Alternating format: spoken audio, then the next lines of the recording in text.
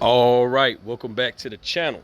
So, Danny Garcia says that he was forced into the Errol Spence Jr. fight. So basically, he said he wasn't 100% because he was dealing with problems in his outside the sport of boxing. So I am definitely going to break this down to y'all. Let's talk about it in this video.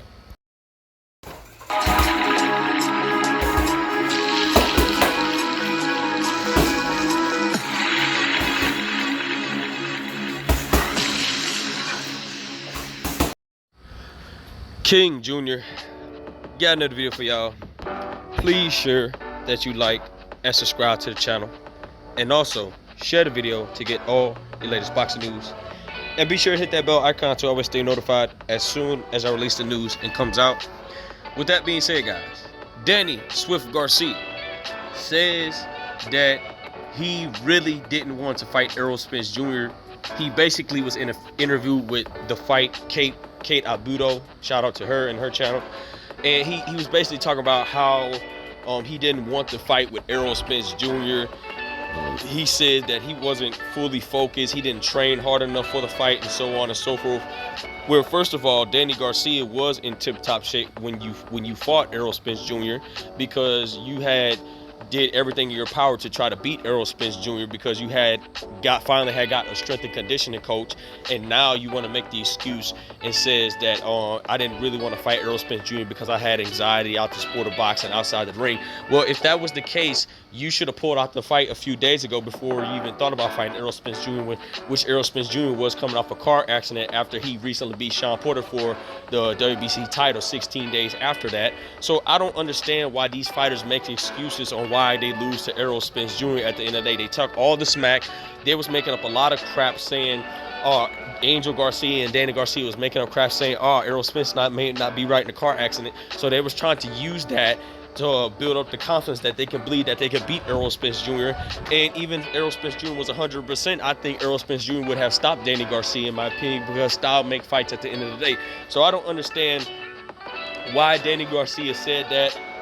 Obviously, recently I reported back a couple of months ago that Danny Garcia says that Errol Spence Jr. was too much and stuff like that. Well, first of all, you was clamoring for the fight, right?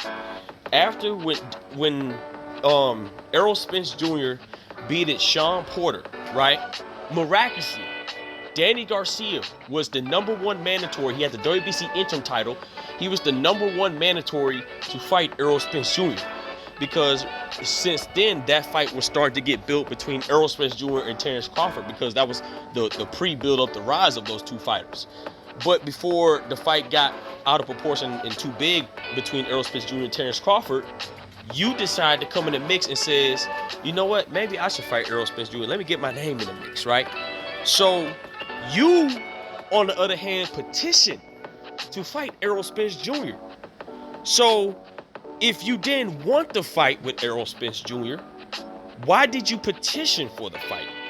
Make that make sense, okay? So you saying that you had all these problems, you was basically forced to fight Errol Spence Jr. and stuff like that. So if you had all these problems outside the sport of boxing, why did you pull out the fight? You know why you didn't pull out the fight? Because you and your father thought that Errol Spence Jr. wasn't the same fighter after that car accident. After Errol Spence Jr. was coming off a 2-year layoff, y'all thought that y'all can take advantage and get those 2 belts that Errol Spence Jr. had, and you simply didn't. You lost. You got basically beat every single round. And he was also arguing that the fight was close. That damn fight was not close, Danny Garcia. That's a damn shame. You know that fight wasn't close. He made up the excuse and says it was a close fight in power punches because I was landing the bigger and cleaner, effective punches on Errol Spence Jr. Okay, you can make a case that you were landing the biggest, cleanest punches, but who cares? Just because you land the biggest, cleanest punches on Errol Spence Jr., that doesn't mean you're going to win the fight. That just means you have the most highest punch percentage. Some of these guys get punch percentages and power shots confused. Just because you landed the more clean, effective punches, that doesn't mean you're going to win the fight. You still have to battle without 3 minutes of the round to win it convincingly. Errol Spence Jr. was using angles. He was using boxing ability. You was trying to walk Errol Spence Jr. down, and then Errol Spence Jr. started to walk you down. You was trying to be the aggressor, and that simply failed. Even if Danny Garcia was in his absolutely best, even in his prime, you can say, Danny Garcia would still lose to Errol Spence Jr. Styles make fights for a reason. Danny Garcia is flat-footed. He's got a whole lot of power, and he's a great counterpuncher. That just wasn't enough to beat Errol Spence Jr., who's fundamentally sound on defense, who has all the intangibles in the world to beat any top-tier fighter in boxing in the welterweight division. But we know that Danny Garcia has a fight recently with Jose Benavidez at 154 pounds. We know that he's calling for Jermell Charlo at 154, who has a fight with Tim Tszyu, which I think he's going to beat Tim Tszyu no problem. So you have problems to worry about at 154 now. You're not at 147. So why are you bringing up the notion that you wasn't ready for Errol Spence Jr.? This is the sport of boxing that we live in today. Guys simply get mad because when they get their ass whooped, they want to make all these damn excuses on how they lost the fight. Absolutely amazing. But in my opinion, good luck to you, Danny Garcia. I hope you do beat Jose Benavidez. I think it's going to be a tough fight, even though Jose Benavidez has been out the ring for a little bit of time. So I don't know how both guys are going to look because Danny Garcia has been out the ring for 2 years. So I wish you nothing but the best in your fight. Hopefully you might get a Jermell Charlo. Hopefully that Jermell Charlo might be your last option to get a big payday.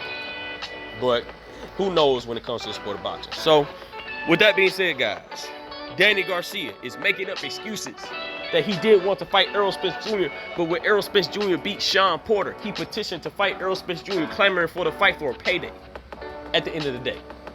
With that being said, guys, it is what it is. Make sure you like, subscribe, and comment. This is your boy King Jr. I'm out of here. Peace.